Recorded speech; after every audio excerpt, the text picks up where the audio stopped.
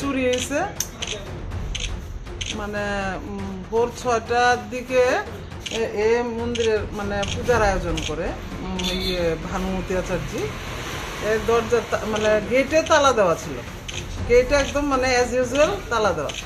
তালা খুলে দেখছে যে এই মন্দিরের দরজার তালা ভাঙা, আর দরজা এইভাবে শুধু আজান। তারপরে তো একটু হয়ে গেছে, তারপরে দরজা খুলে দেখছে সব লন্ডভন্ড। প্রণামীর বাক্সের তালা ভাঙা, শুধু মানে কাঁচা টাকাগুলি ছাড়া বাকি সব টাকা পয়সা নিয়ে গেছে। তারপরে ঠাকুরের আসনের ঠিক নিচে একটা ড্রয়ারের মধ্যে রাখা ছিল ঠাকুরের চরণ তুলসী, 8-10টা হবে এরকম সোনার, ওইগুলি নিয়ে গেছে। তারপরে মানে পুরা ঘর লন্ডভন্ড কইরা রেখে গেছে নিয়ে। মানে তারপরে 6টার থেকে একটু পরে আমার কাছে ফোন গেছে, আমার এই গুরু বোন ফোন করছে আমার বাড়িটা একটু দূরে আর কি।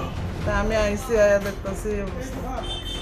তারপরে আমরা পুলিশের কাছে মানে এনসিসি থানায় কল করছি, জিবি আউটপোস্টে কল করছি, তারা আইসে।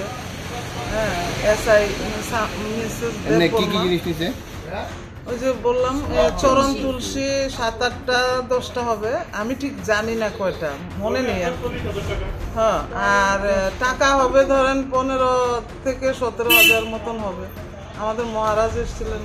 কারোর প্রতি কি সন্দেহ বা কিছু ফুটেজ আছে মানে? তারপরে ওই যে তারা যে আইছিল এনসিসি থানার থেকে বা আউটপোস্টের থেকে, ওই সুখানের বাড়িতে বোধহয় একটা আছে, সিসিটিভি ক্যামেরা আছে, ওইটার থেকে তারা ফুটেজ নিয়ে দিছে, দেখছে একটা লোক এদিকে আইছে ওই দিক দিয়ে, গেছে ওই দিক দিয়ে।